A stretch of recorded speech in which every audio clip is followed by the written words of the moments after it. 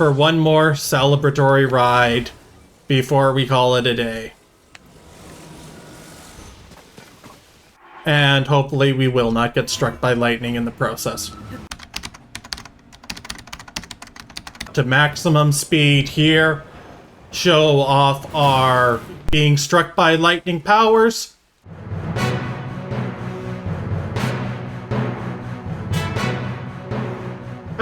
Hello everyone and welcome back to Astrophysicist Place Tears in the Kingdom. Today, we are breaking the speed limit. What is the speed limit, you might ask? Well, the speed limit, as I'm defining it today, is how fast a hover bike travels when you go straight ahead. So, here you are, your basic game-breaking hover bike. It's simple, only requires 2 fans and a steering stick. It's cheap, only 9 zonite pieces, and it absolutely trivializes the game, as there's basically no limit to how far it can travel, unlike something built with wings. So, basically everybody uses this at some point or another once you hear about it, even if just to see what all the fuss is about, and it makes things way too easy. But the problem with the hover bike is, it only goes so fast. Now, it goes pretty fast, don't get me wrong. But why does it only get up to a certain speed? Well, that's what I'm here to explain to you today, and I am going to work with you all and figure out how we can get going even faster. We're not going to limit ourselves to air travel. If the fastest solution is on the ground or even in the water, that's perfectly valid. But we are going to be using this as a baseline. So, first things first, we want to measure, or at least get a very rough estimate of how fast this travels, so we can tell if we're making any improvements. So, I'm going to use the position coordinates on the map in the bottom right to measure distance. I'll manually count out to get a rough estimate of time. I'll go back to the video later and get some more accurate estimates, but for now this is going to be good enough. So, as soon as the position in the bottom hits 400, or rather minus 400, I will start counting till it hits 500. So here we go. Oh, too late. We're going 500 to 600. So, ready, and 1. Now, I am definitely going to have to be skipping ahead here until I get a good count. Bear with me. Okay, let's see if I can get a good count this time. 1001, 1002, 1003, 1004, 1005. Okay, so in about 5 seconds, we're going 100 units. Now, what is the unit there? Well, it isn't exactly clear. Now, let's get an estimate, see if we can figure out from real life measurements. So, I would estimate at a glance, Link is probably a bit under 2 meters tall. With the headdress he has on now, that's maybe about a meter.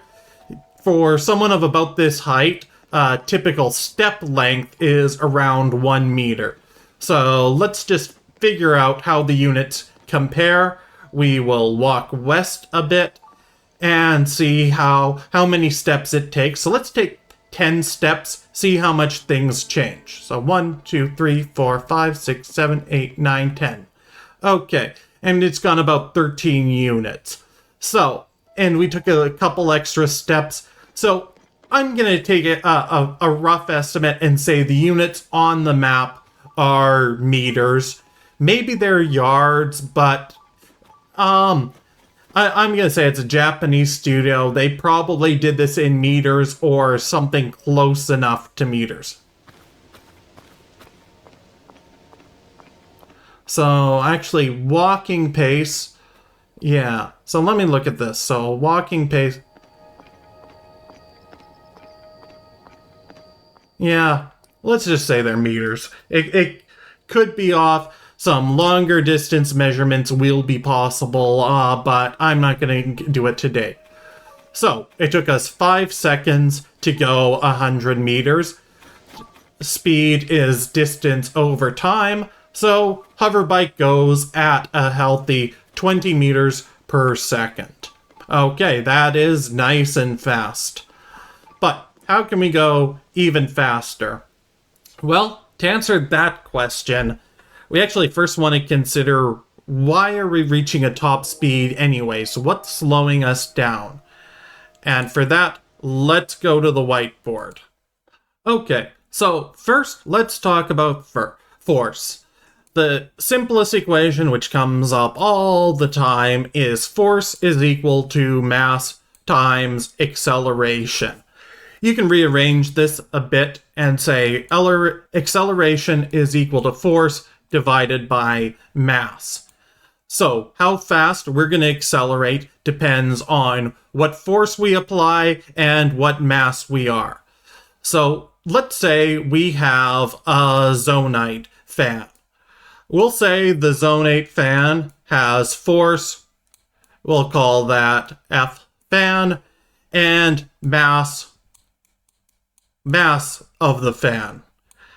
And the steering stick doesn't have any force, but it does have mass. So we're going to say that has mass equals mass of the stick, which eyeballing it, it looks like the steering stick is going to weigh less than the fan.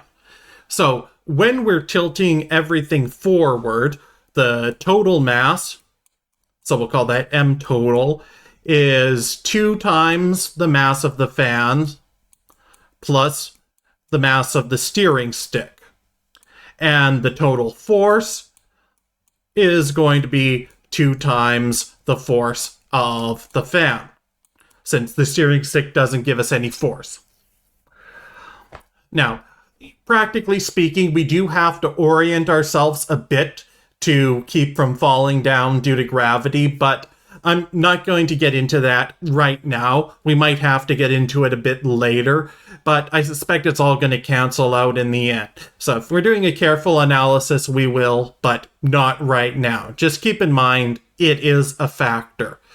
So if we put these together, the acceleration in the end is equal to 2 times the force of the fans divided by 2 times the mass of the fans plus the mass of the steering stick. So what this equation tells us is from just the force of the fans, we should be accelerating at a constant rate. But that's not what happens in game. We do accelerate for a little bit, but we then hit a constant speed. So why is that? Well, the reason for that is that the fans aren't the only force acting on the steering stick. For one, there's gravity, but we're going to ignore that for now. We're only looking at the forward and backward forces. The other force which matters is air resistance. So we will call that FR for the force of the resistance. So air resistance, the way we've calculated this in physics, I won't get into the derivation here and just give you the formula. So the resistance, so it always opposes the direction of motion. So we start off with a minus sign. Then we have CR, which I will call the coefficient of resistance. This is a constant value that depends on the shape of the object and is next to impossible to calculate. It basically has to be determined experimentally. The next factor is the area of the object. Normally I might call that a lowercase a, but I'm going to go with an uppercase a here so we don't get it confused with acceleration. So this is the cross-sectional area, we call it. So that is, if we look straight on at the object in the direction of travel and basically like take a photograph of it, what is the area it takes up on that photograph? And then the final component here is the velocity of the object squared. So the reason it's squared, now, first of all, you can think of, now, obviously the resistance of air should depend on the velocity. The faster you're going, the faster you're hitting new air. So it should depend on the velocity, but why squared? And the answer to that is when you're going faster, For one thing, you're hitting new air proportional to your velocity, but the amount you have to change the velocity of that air is also proportional to your velocity. That is, if you're going at 100 miles per hour, whenever you hit an atom of air, you have to accelerate that atom up to go with you. So if you're going 100 miles per hour, hit an atom of air, you have to bring it up to 100 miles per hour. If you're going 200, you have to bring it up to 200. 300, you bring it up to 300.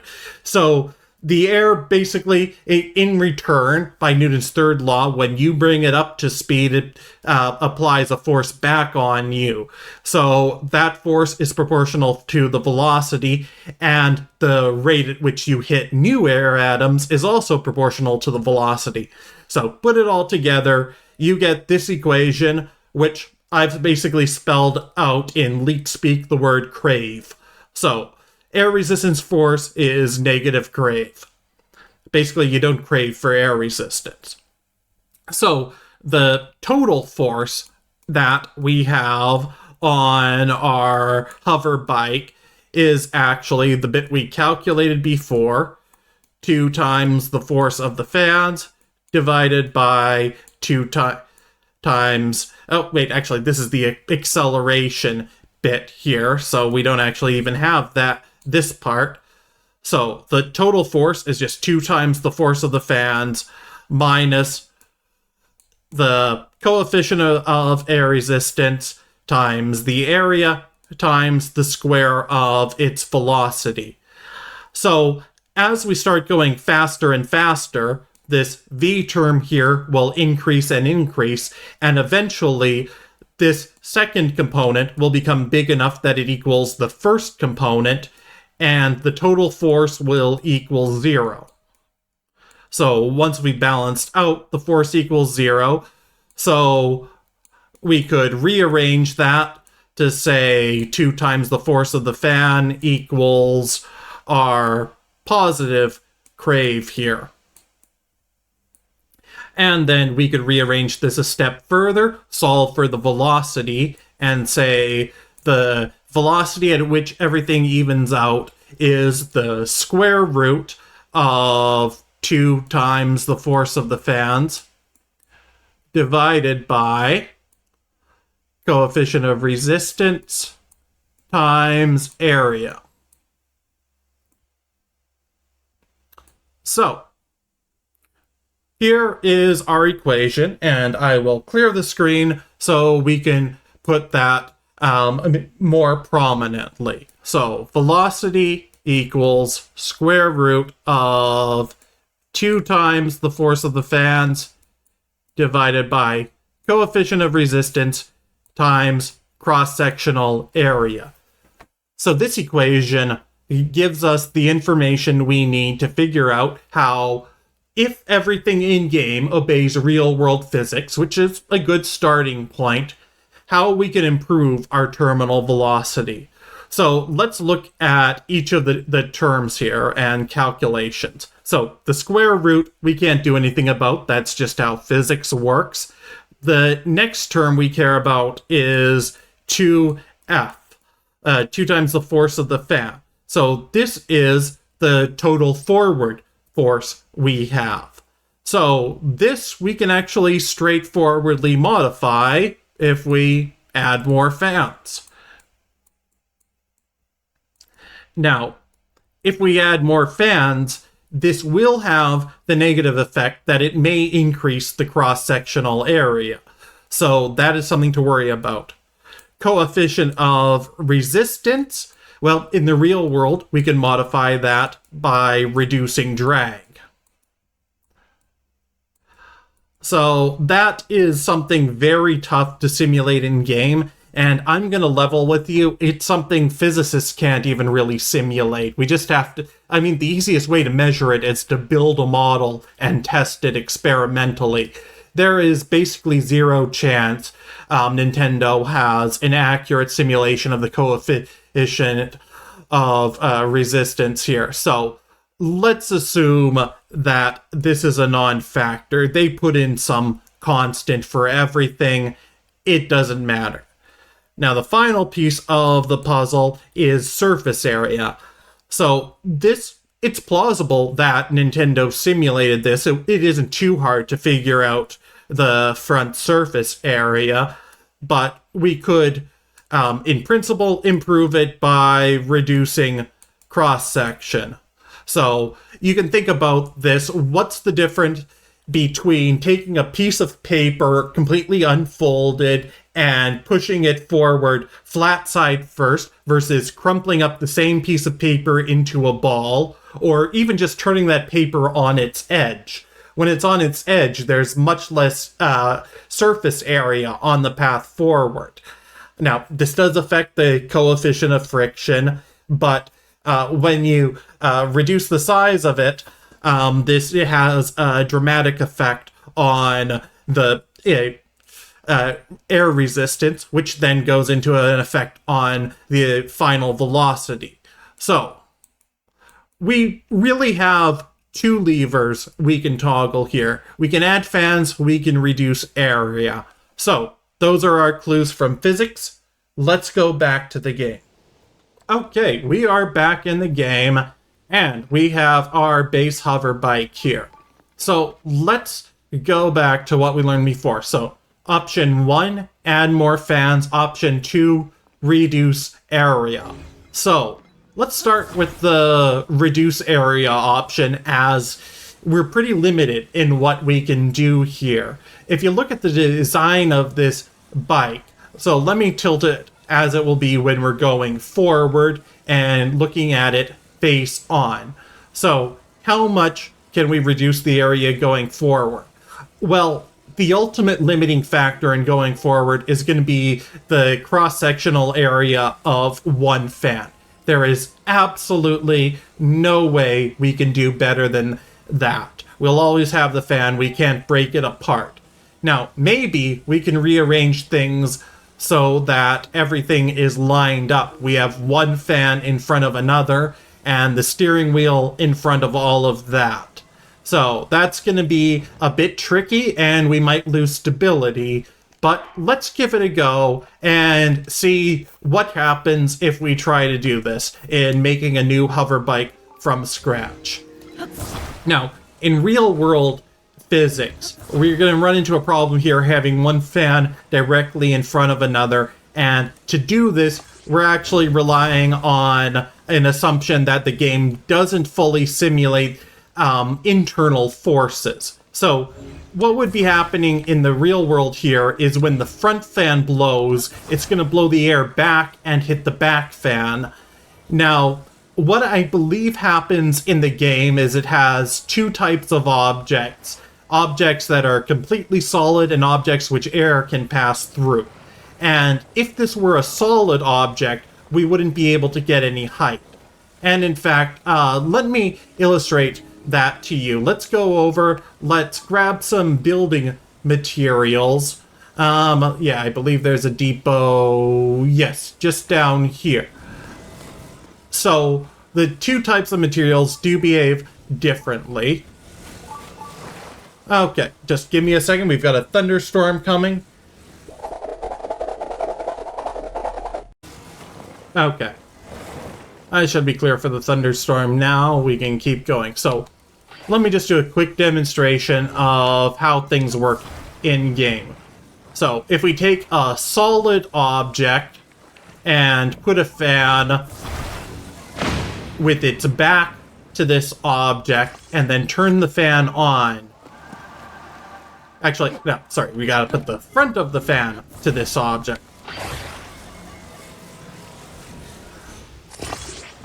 Since the fans blow forward. So if we turn it on like this, all the forces are internal and you can't get any height with this.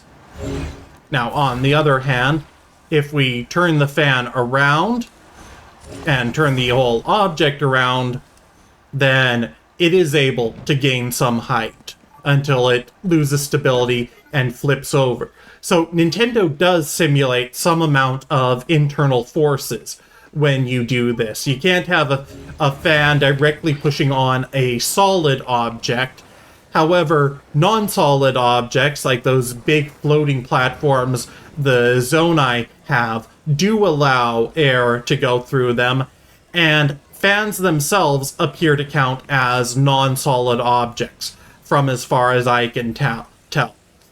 Now, it's a bit hard to judge that, as whenever you turn on one fan, other fans also go on. But I think the easiest way we can tell that is doing a quick experiment on how fast this board blows away with 2 fans versus just 1 fan. So let's set this up over here. We'll do a test of 2 fans, see how fast it blows away. Okay, you saw that kind of slow knocked over. Now let's try 1 fan and see if 1 fan on its own does anything different.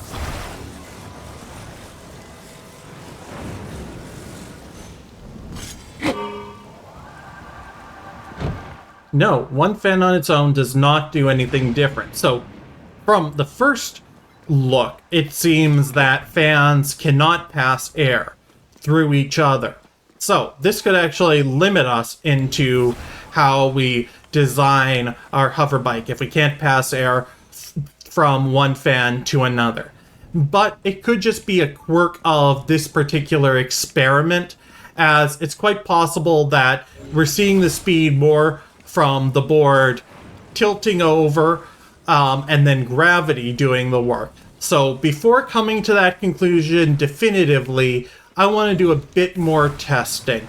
So what I'm going to do is I'm going to figure out what is the limit of mass that 1 fan can lift, and then we'll see if 2 fans can lift a bit more. So here's a test at lifting 1 square plank, which I will try not to destroy next time, I promise. And actually, we want the fan to be going away from it. So, well, let's check a log. Can a fan lift a log?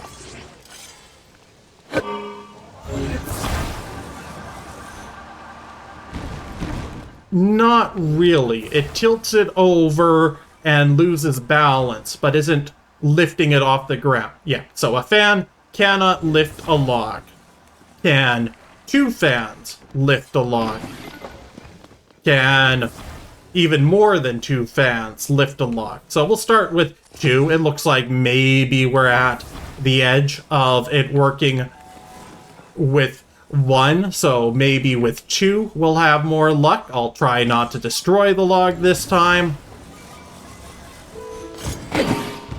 I will fail to not destroy the log this time.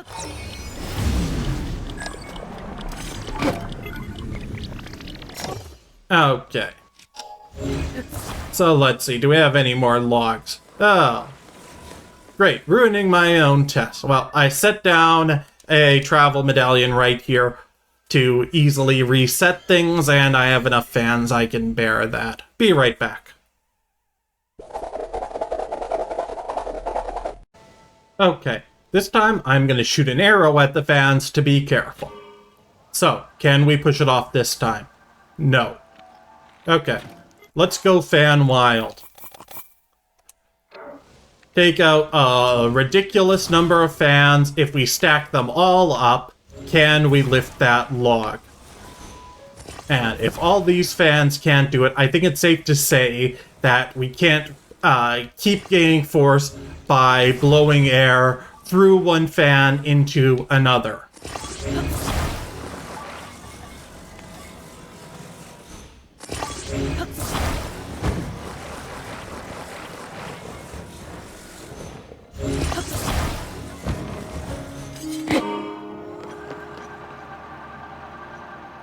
Well, it looks like we are making progress here and lifting the log.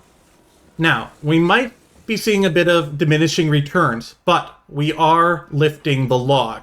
Now, what I want to compare with here is what happens instead if we don't have the logs, because this is important. If we lose any force by stacking the fans this way, we could end up doing more harm than good. Because remember, whenever we add the force of a fan, we're also adding the weight of a fan.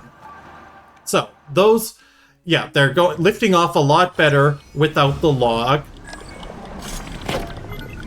And for comparisons, we'll put a single fan down beside this ridiculous stack and set them both off at the same time and see how they compare when they ascend. Now, if we are getting the force for free, they should ascend at basically the same rate, at least to start. And if we aren't, the one on the left should ascend a lot faster to start. Okay, so hard to tell because the one on the left tumbles over almost immediately. So we're going to do an experiment with a smaller stack on one side. Let's do a stack of 3. Or 4. I took out 4. We're doing a stack of 4. And on the right, we have 7. Okay, let's do 4 versus 8. That'll give us a good comparison of doubling it on one side.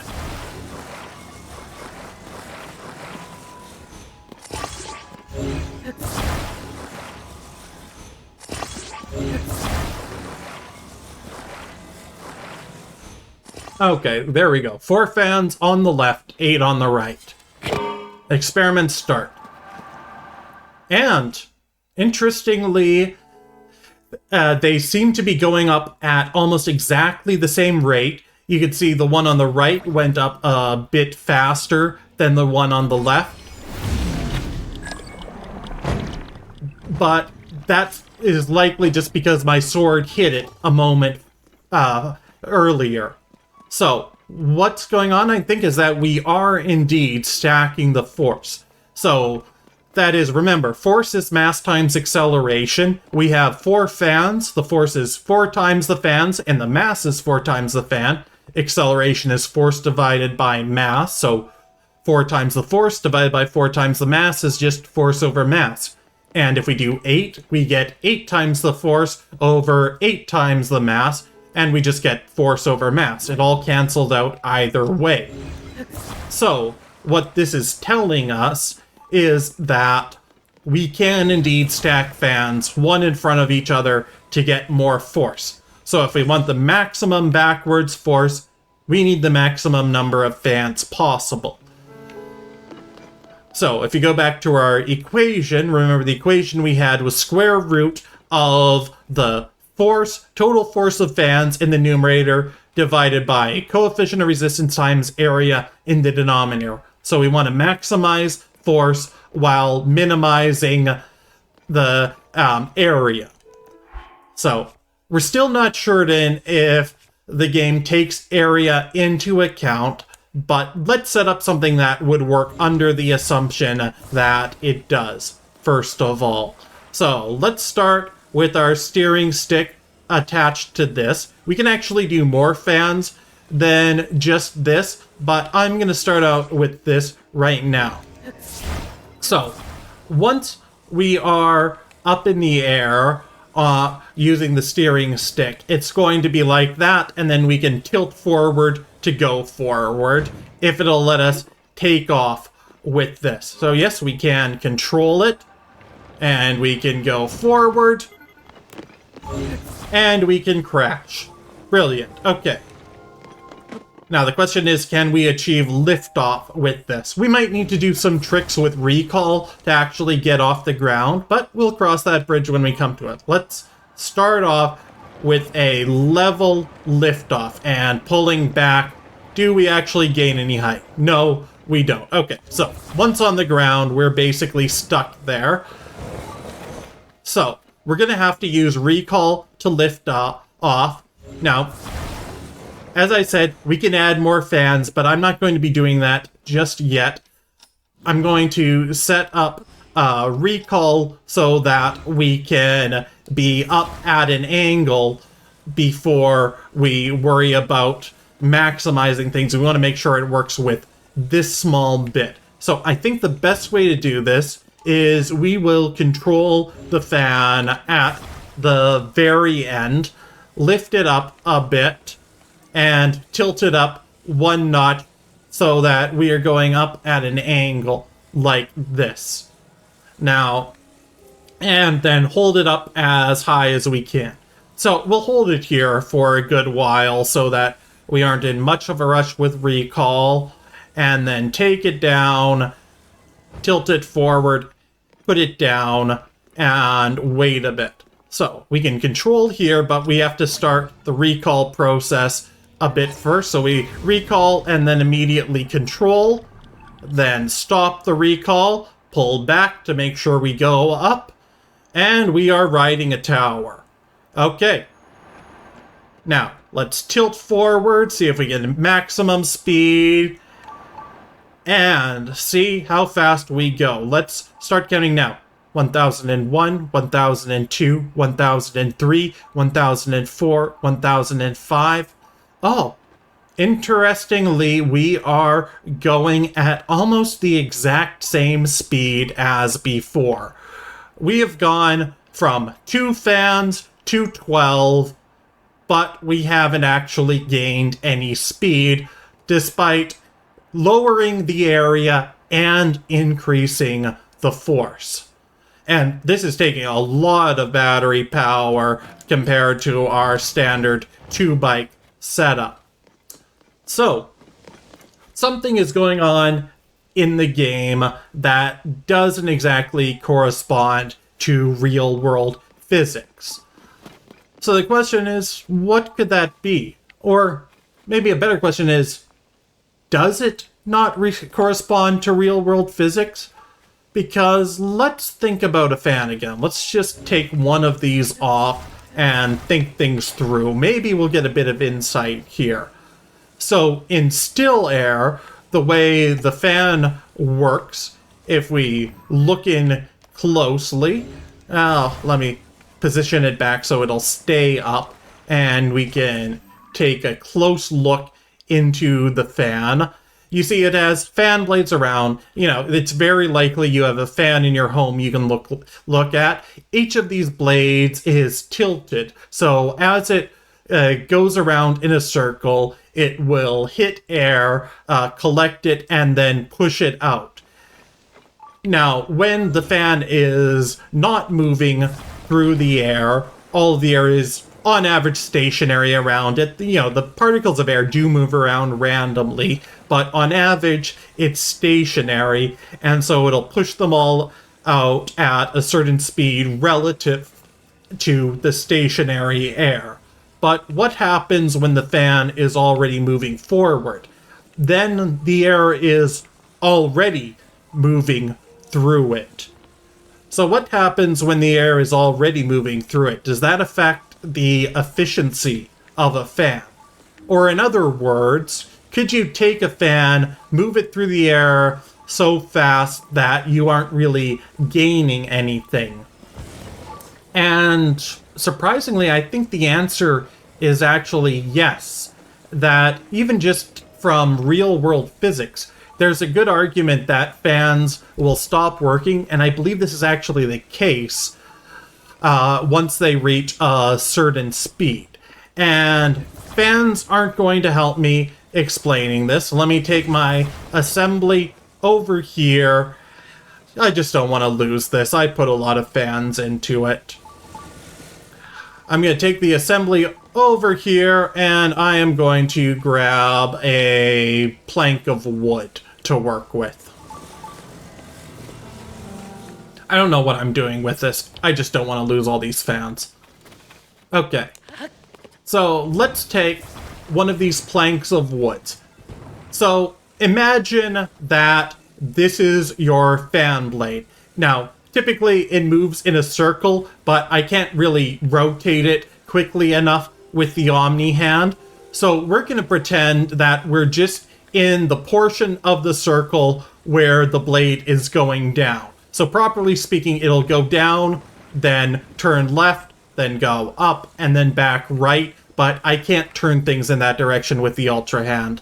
So we're just going to look at the part where it's going down. So when it goes down like this, you see the way it's tilted, it's going to catch air going down and bounce it off and come towards us. which will cause force on the board to go forward. And that's the essence of what causes the force. So it pushes the air towards us. So by Newton's third law, the air pushes back at it. So quick refresher, Newton's third law is for every force, there's an opposite force. Good way to think about this is imagine you have a cat and imagine you pat the cat. You put force down on the cat to pat it, and then the cat presses itself up against you to get even more of the pat. So you pat the cat pats back. So this pushes the air pushes back, the air pushes it forward. Now, imagine we're already going forward as we go down.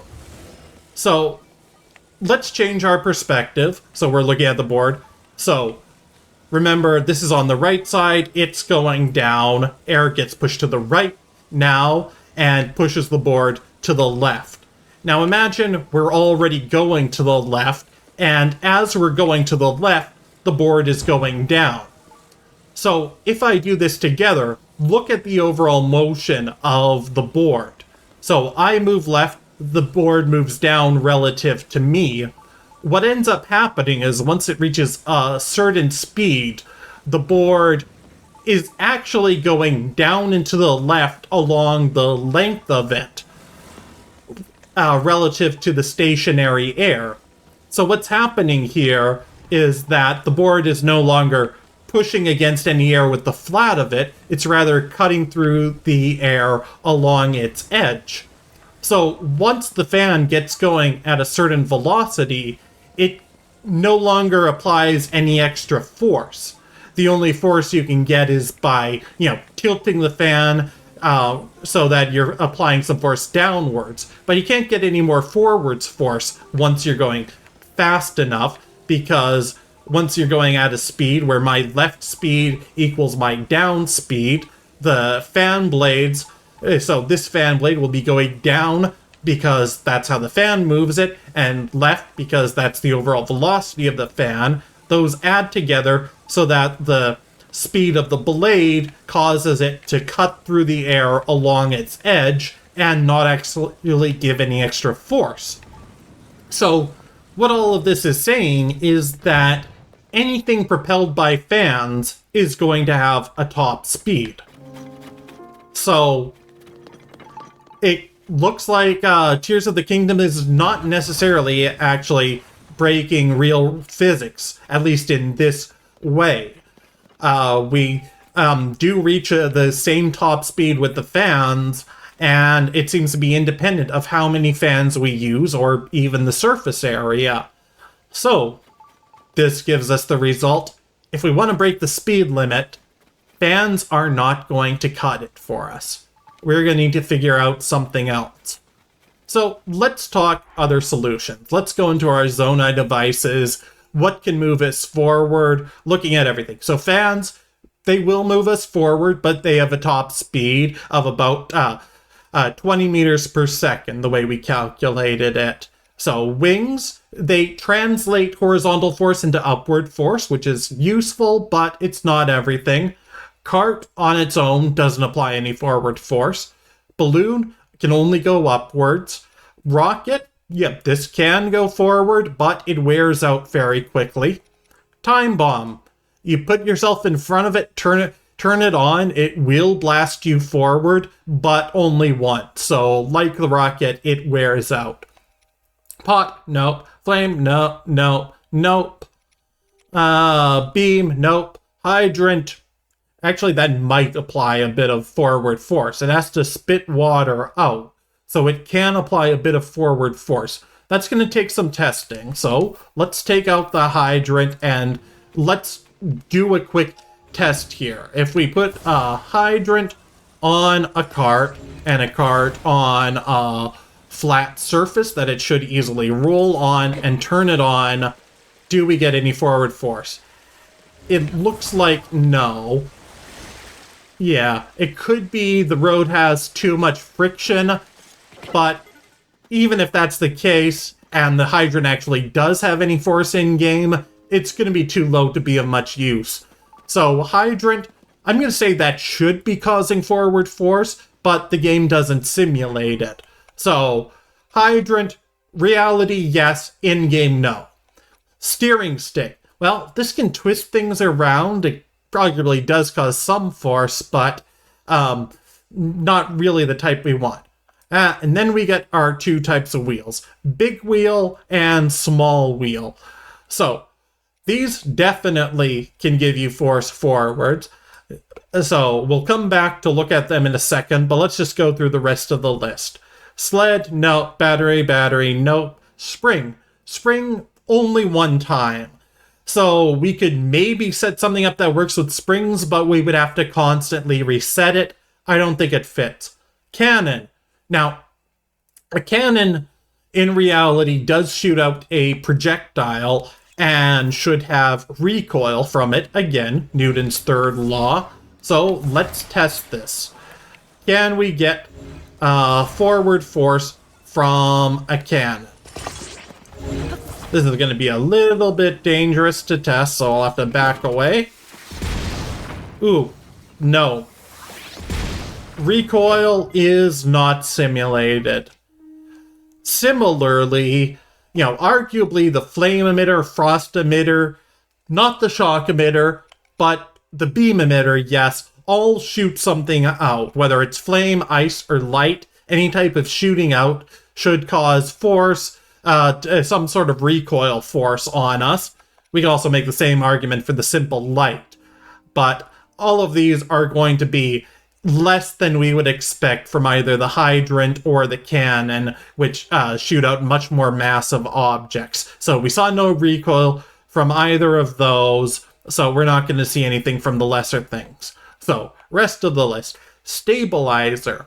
Now, this does apply force, but only force that can be used to right something and get it facing up. So, maybe there's a way we could arrange something so that a stabilizer is constantly trying to right it, but instead that forces it to go forwards. Let's leave that one in the maybe list. It's going to take some really creative engineering, though. Hover stone, no, that just hangs in place. No forward force. Stake, no. Mirror, well, for the same reason that the light would work. If the mirror is shining light in a direction, it could work. Homing cart, yeah, in the direction of an enemy, but not arbitrarily. Construct head, no, that just turns. Okay, so we've basically looked over everything that can cause force, ruled out a lot of things that definitely won't or won't work for our purposes, and have three things that we haven't ruled out. The stabilizer, big wheel, and small wheel. Stabilizer, it's going to be tricky to figure out an engineering way to trick it into constantly trying to write something, but maybe not impossible. I'm going to have to think about that. For now, let's go to the wheels. Let's start out with the small wheels. And we'll go to our card again. We could build on really anything flat, but the card has the advantage that it won't be destroyed by swiping it with the sword. And let's set up basic. Let's see. At the most basic, we could do it with 2 powered wheels. I'm going to set it up with 3 and then go from there. But you know what? Actually, 4 is more stable. I've already shown you how more mass works. So let's set this up with 4 small wheels, and we can see how fast this is. Now, the first problem we're going to face is that since we're on land, it's going to be a bit harder to find a clear route to measure in. So whatever we end up measuring is likely to be a bit slower than the actual top speed.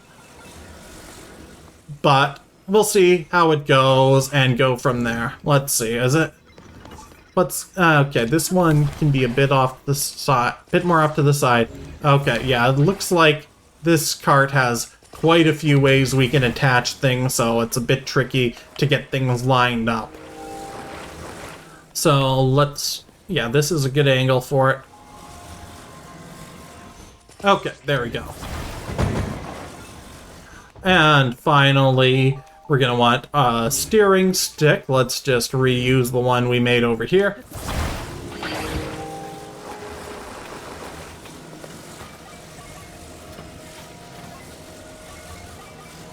And we'll put it on, face the same direction as the wheels, and we have our basic car. So let's see how fast we go with these wheels, and is it any faster than we go with the fans? So, yeah, this feels fast, but let's see how we're going. So, the steering stick helpfully allows us a slower reverse gear. Now, let's see if we can find a good straightaway to measure. So, once I'm going west, I'm going to start measuring here. So, 1001, 1002, 1003. Okay. In about 3 seconds, we went about 50 meters. So, 50 divided by 3. So, with these wheels, we're going a bit under 20 meters per second.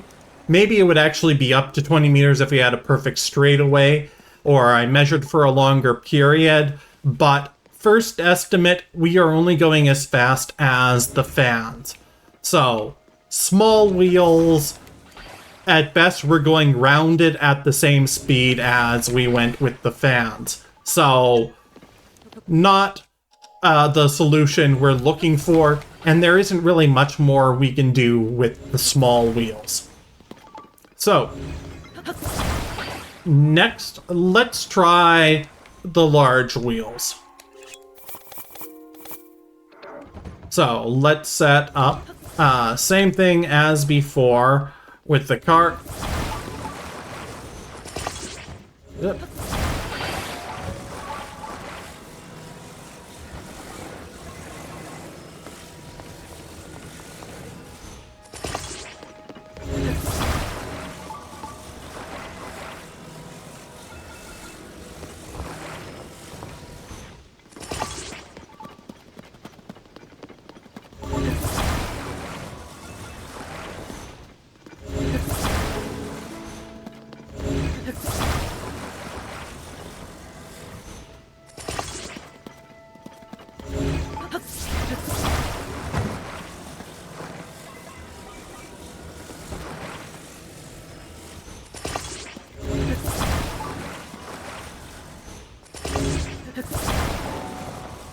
Okay, basic car is ready.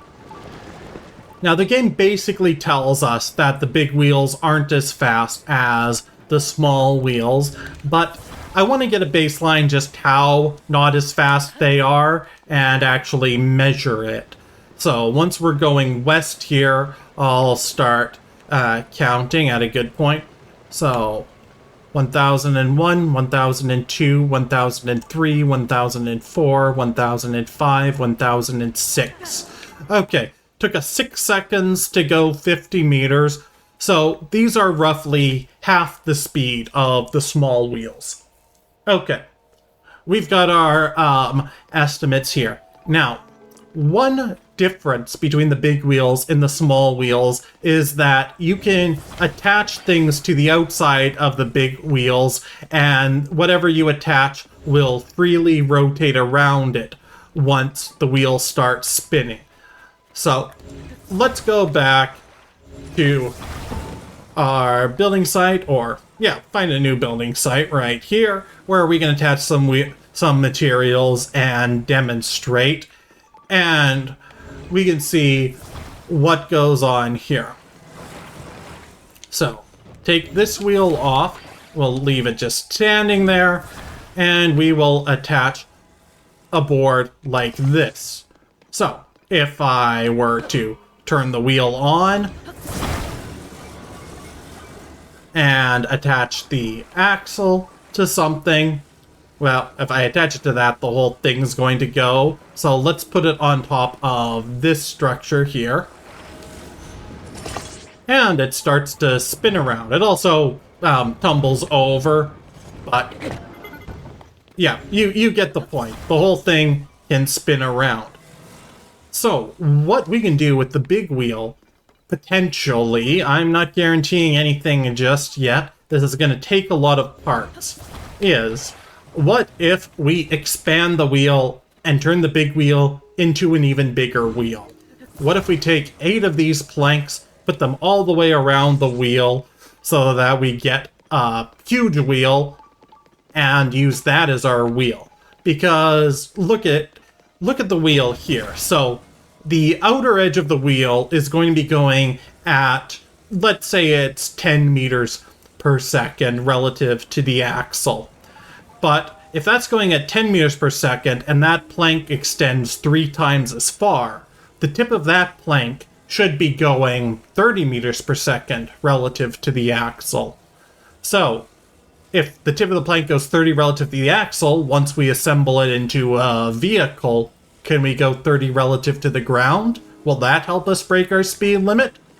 We're going to have to experiment and find out, because there's a lot that could go wrong with this build. Things might break apart, as we found out in our first attempt at a trebuchet design. We could come across a limit to the force that this is able to apply. So let's just start making things, see how it goes. We're probably going to need to collect more planks at some point, but let's just start, see how things go.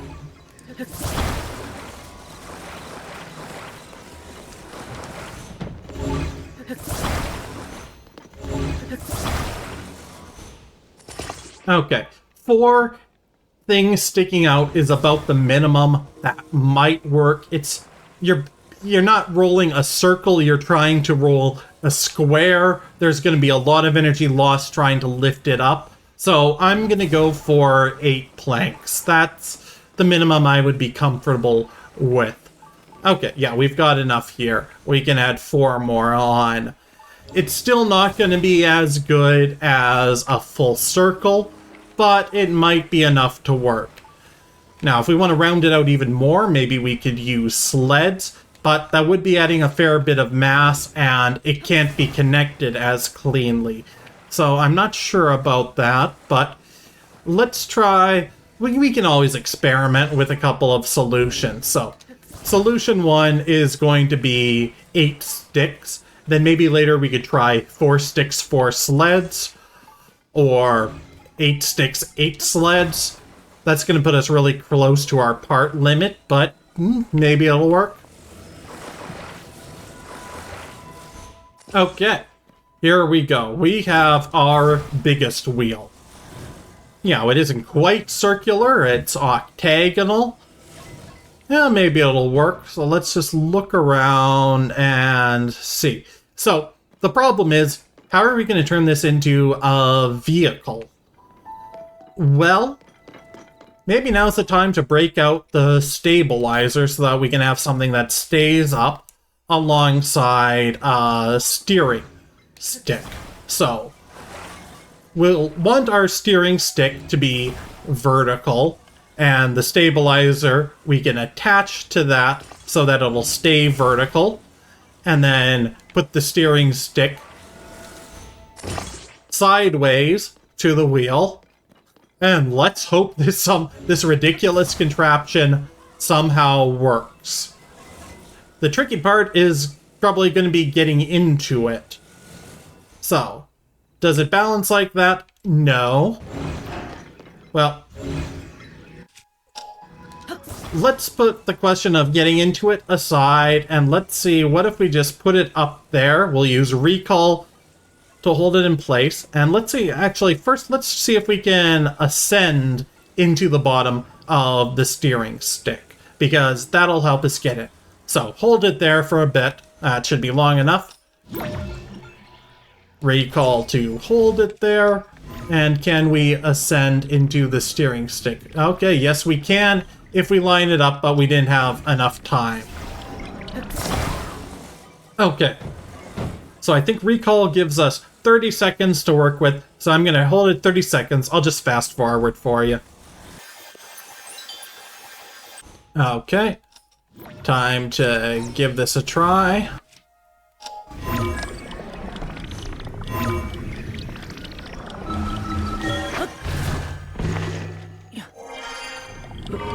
And we are in control. just let recall wear out, and we should be able to get going.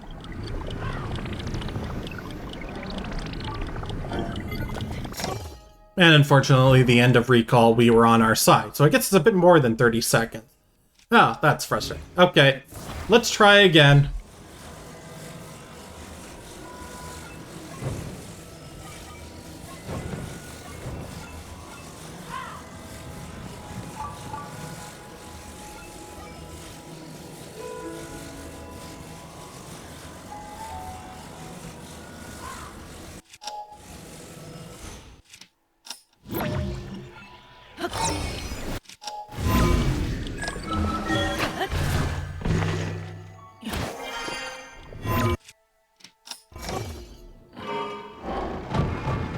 Okay, we are going. We're going backwards. I set this up to go backwards. We are, okay. This could have gone a lot worse. Okay, for how bad that was, I'm actually pleasantly surprised how well that worked. Okay, let's, fix the direction of the steering stick. Yeah, and let me think. Yeah, so it's kind of odd that we ended up going backwards with that, because it does look like it's pointing forwards, but, well, the physics doesn't lie. So let's flip the steering stick around and put it on the other way and see how this goes.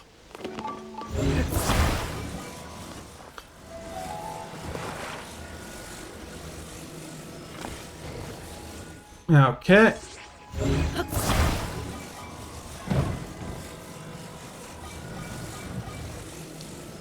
Okay, that's actually a better angle. It's a bit more stable to start with, so let's leave it there for a bit, and then we can recall to hold it in place and ascend into it. Okay, that should be long enough.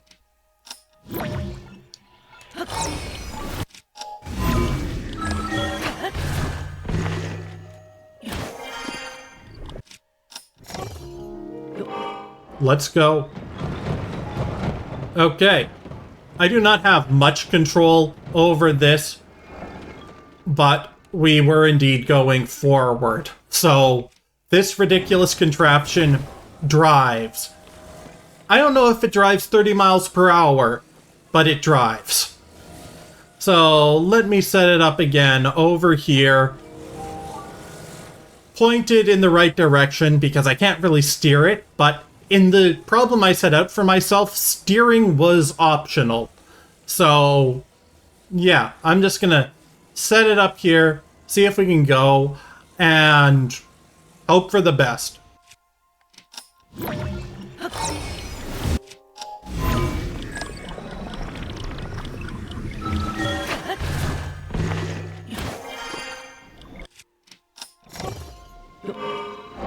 One 1001, 1002, 1003. We are tumbling around chaotically. Okay, so first thing I'm saying here, this does not reliably go in a straight line. But what if we have two of them? That should still be under our part limit. Yeah, that's a bit off to the side. Yeah, so part of the problem might be that some of these got attached too far from the right anchor points, and that was causing us problems. Yeah, this one, when I try to reattach it, keeps going off to the side of the anchor point. What if I flip it around? Yeah, I think it's trying to attach the corner of the plank. There. It's going to be a bit off. So let's go back into my auto build history. So what I was planning to do was just rebuild it. But yeah, I can just go far enough back to get the original one and rebuild it like that. There we go. And then I can make a zonite copy of that.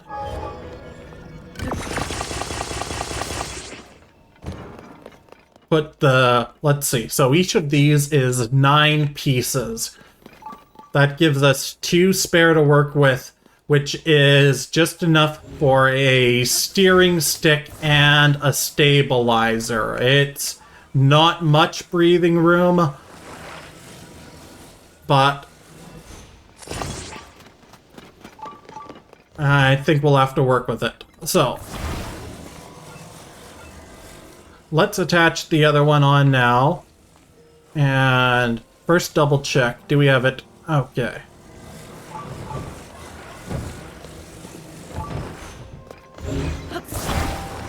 Okay, so let's make sure the wheels are pointing the right way, first of all. So that one points right if we stand it up. So we want this one to point right when standing up. And then we flip it down.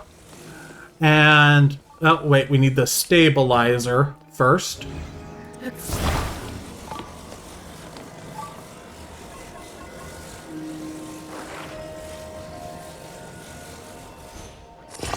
Okay, and then we attach this to the stabilizer.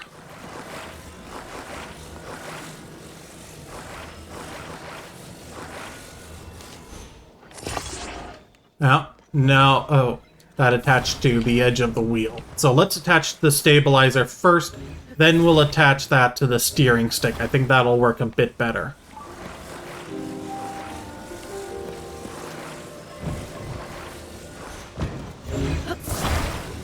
Worst scenario would be having the 2 wheels going in opposite directions. That would just result in us spinning in place.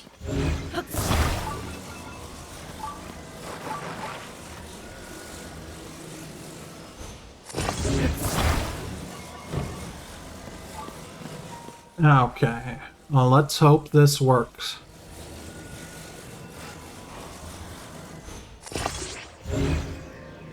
Okay.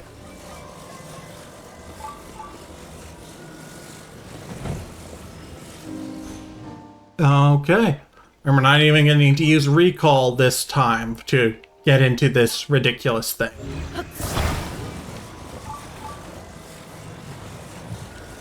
Now, I'll still be amazed if we have any steering capabilities, but let's give it a go.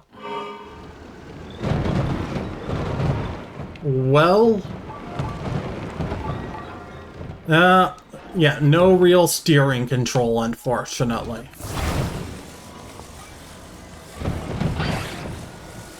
I think we lost something there. Yeah, we lost one of the posts. Yeah. So it still tumbles out of control and no steering control. So this design, although hopeful and awesome, is a bust. So let's go back a few steps. We've got an intruder. Yes, I know it's awesome, but it's mine. You have to build your own. So let's go back a few steps and think about how else we could build this that might add a bit of stability to the design. So the first thing I'm thinking of is similar to how I built my trebuchet. What if we add some sleds to it? These have a nice rounded bottom, which might be just what we need to stay stable as we're driving. Now, it's going to be a bit tricky to set everything up just right, but let's give it a go, hope for the best.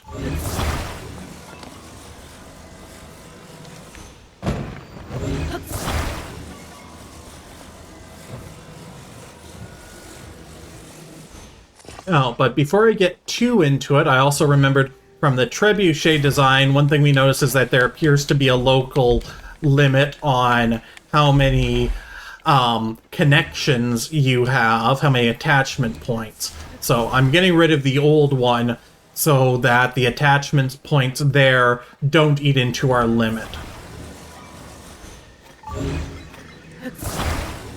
So I'll do this one axle at a time, building just one wheel made up of connections to 8 sleds. Now, these aren't quite the right distance out that we would want for a perfect circle, but yeah, maybe it'll be good enough. Let's try and find out.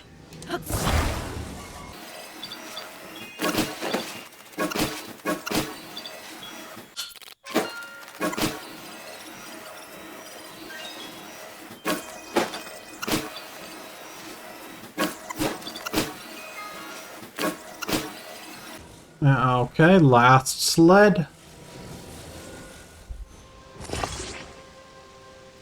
And there we go. And surprisingly, it's not tumbling over. So let's connect our steering stick and stabilizer. Now, I'm actually wondering, this already seems a bit stable. Do we even need a stabilizer? Let's see what happens with just the steering stick. Oh, can we get into it? Huh. So maybe because we're standing on the sled, it won't let us get into the... ascend into another part of the object we're standing on, but yeah, that doesn't make sense. So let's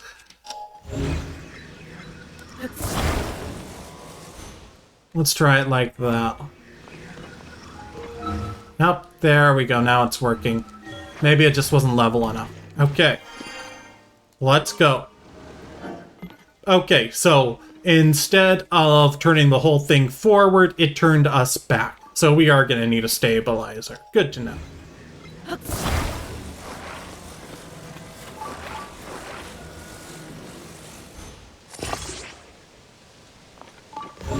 Alright, let's set it up.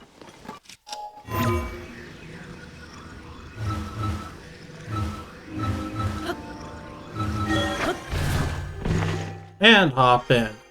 Bad direction, but let's just give a quick test. Ooh. So. Somewhat promising, but also somewhat problematic. So. It does go forward. The problem is the sleds are pretty slippery. So they have the nice rounded base we want, but they also slip a bit when we start getting going.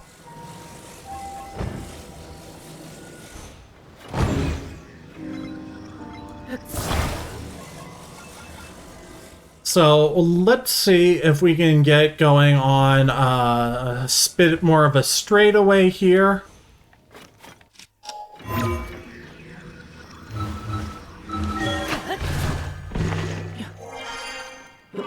And how this goes. Okay, stabilizer's holding us up. Leads are slipping. We have very slight turning control. Oh, okay, this is better than I expected. Now, we just need to figure out how to not slip. Okay. I'm saving that in my auto-build favorites out of sheer ridiculousness. And let's find some place nice and clear. So, like, maybe just where we fell after falling down from the Sky Islands out here. The big clearing. Maybe that'll be nice and flat enough for us. And maybe we'll be able to pick up some speed. The slickness of the sleds is working against us. But, you know, we've just got to experiment a bit. See what happens. Okay, here we go. Let's set this up. Hopefully it is flat enough that it will stay in place. If not, we can always use recall if needed. And let's go. Okay. We're going forwards. We're going sideways. We're going more sideways. Okay. Let's start counting. So, 1001, 1002, 1003, 1004. Okay. I'm losing control because I'm not looking forward, and the slight unevenness of the surface is getting in my way. Okay. Friction is a problem, but I did not demand that this thing be stable. So, 1001, 1002, 1003, 1004, 1005.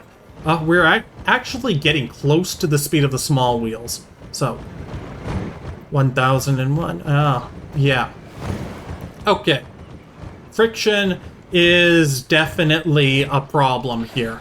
We're also caught in a tree. Okay.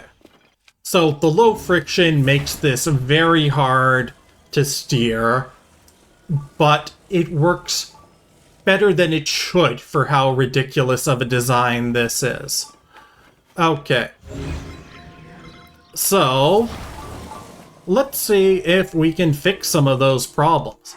So first, without going back to base and looking for other things, what else do we have to work with that might have better friction? Well, what about a cart? Now, obviously, the cart has wheels. They're slick, but the other side of it doesn't.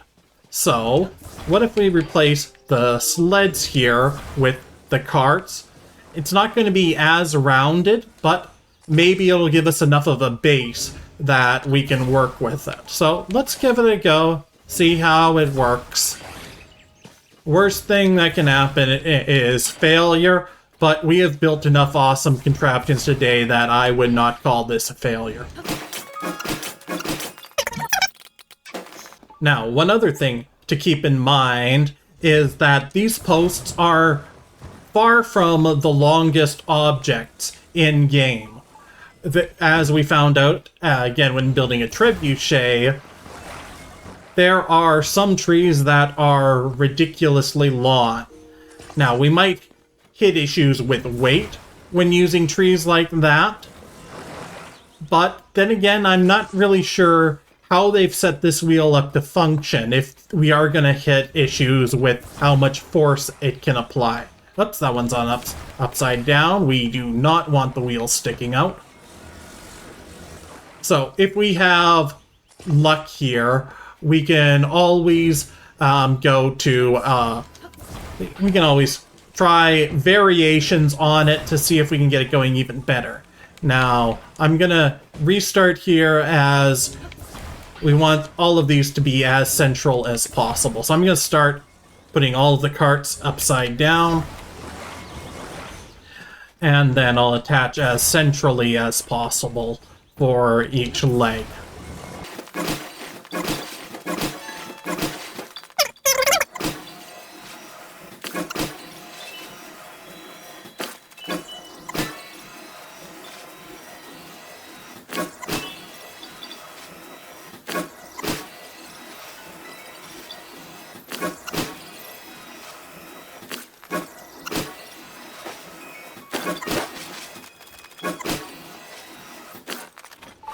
Okay, there we go.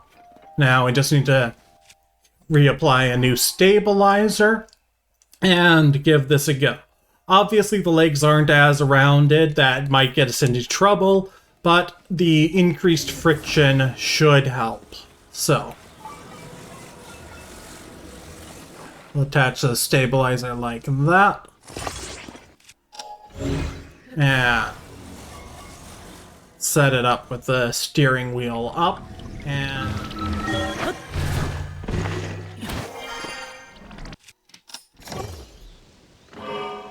and here we go.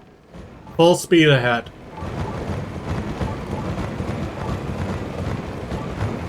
Can we steer? We can. Okay, we are going southish. Okay, 1001, 1002, 1003, 1004. Oh, we have done it. 25 meters per second. Faster than a hover bike. We have success. And it's also moderately controllable. Moderately. Okay.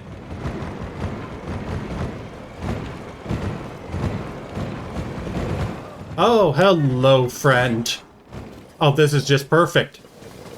We have our ridiculously fast contraption, and someone needs to reach their friend. Well, time to help a Korok in need. Okay, so where is your friend, perchance? I hope it's somewhere horizontal. Ooh, that looks nice and flat to me. Okay. Well. Ooh, we might have to go through some rain. That could complicate things with the slick grass. But we will find out. Okay. First things first. Let's keep our updated design favorited. The one without the Korok in it. Just in case we can't find another Korok. Okay. Okay. Now, we do have to recall is the one problem, but I never made that a requirement of this challenge. Oh, we are able to get in without. Okay. Ready, my friend? Let's go. Oh, you're weighing us down. Okay. Yep, we're going to have to attach the Korok to the other side to balance us out a bit better.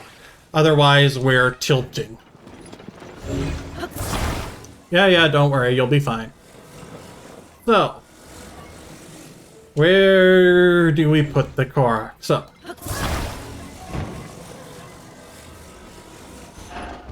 we'll put it like that, and we'll attach the Korok to the side of the wheel, give him a bit of a fun ride.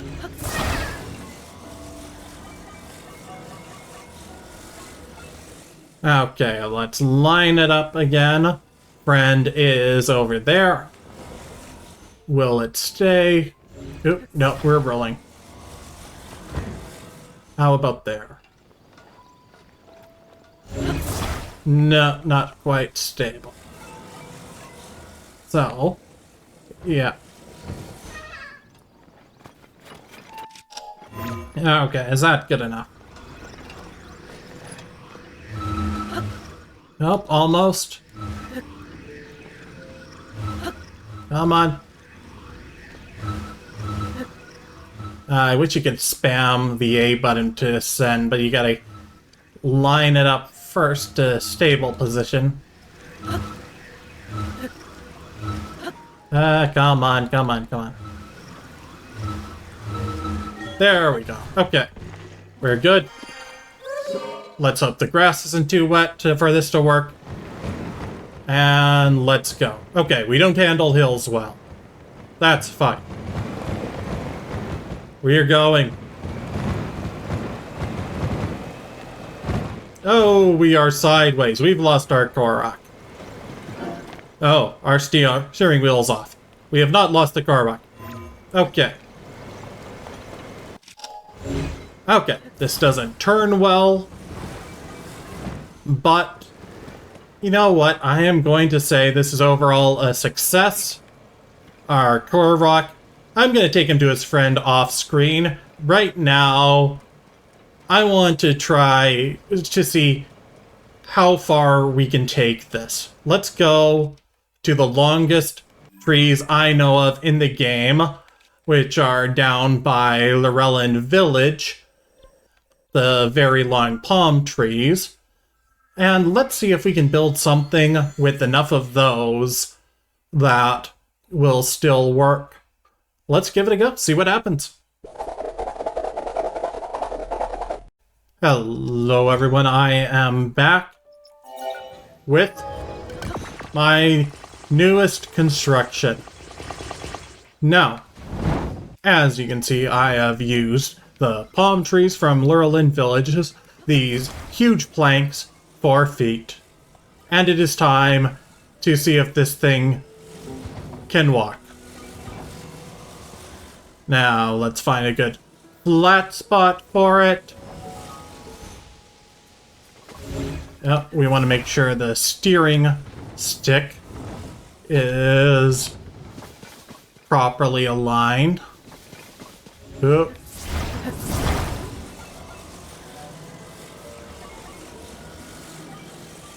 Yeah, this is so big it takes a little bit of time to rotate. So you have to be patient with it, so you don't over-rotate it. Okay, is that good? There we go.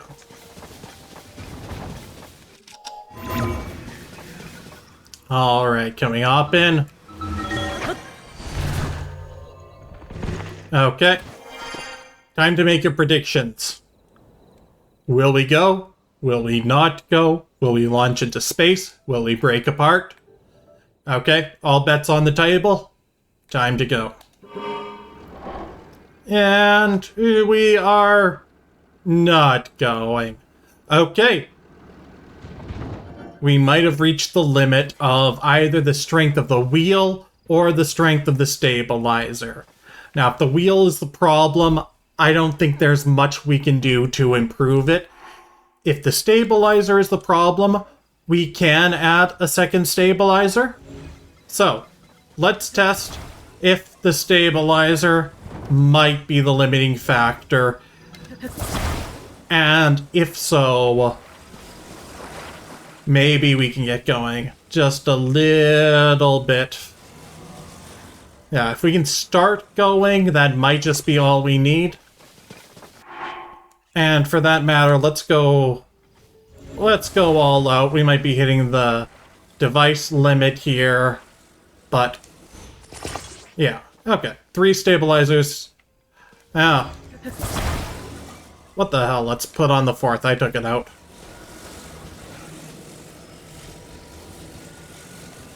Nope, okay. 3 stabilizers is our maximum.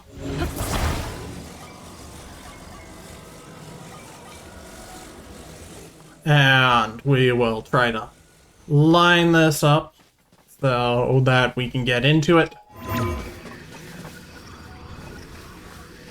Oh. One more try.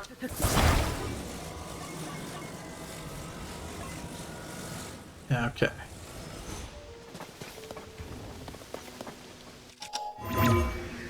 Can we get in? Now, of course, these tree trunks are going to be a lot heavier. So, realistically, the wheel is going to have its work cut out for it with how fast it can spin or how much torque it can apply to get this going. So if this were a real-world scenario, I would expect the wheel is the problem. It's Zelda, though. Maybe they didn't think things through far enough and tried to make the wheel go as fast as possible. But let's see and find out. Okay. Alright, it's not the stabilizers, it is the wheel. So, unfortunately, this is about as far as we can go. There are probably some fine optimizations we can make, but at the end of the day, we have succeeded at our task. We did indeed make a structure, a vehicle that can go faster than the hover bike. I present to you our biggest wheel. Biggest wheel that we can ride. Name pending.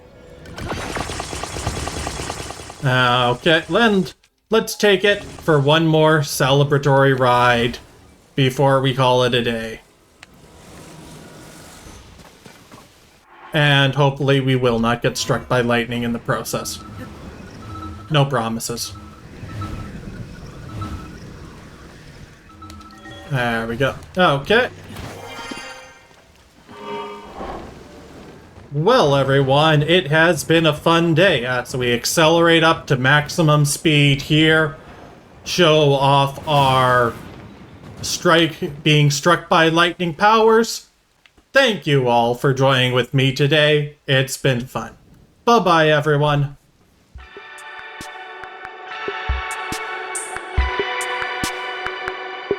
Thank you very much for watching, everyone. If you enjoyed this video, please leave a like, subscribe, and click the bell to be sure you get notifications of new uploads. See you again soon.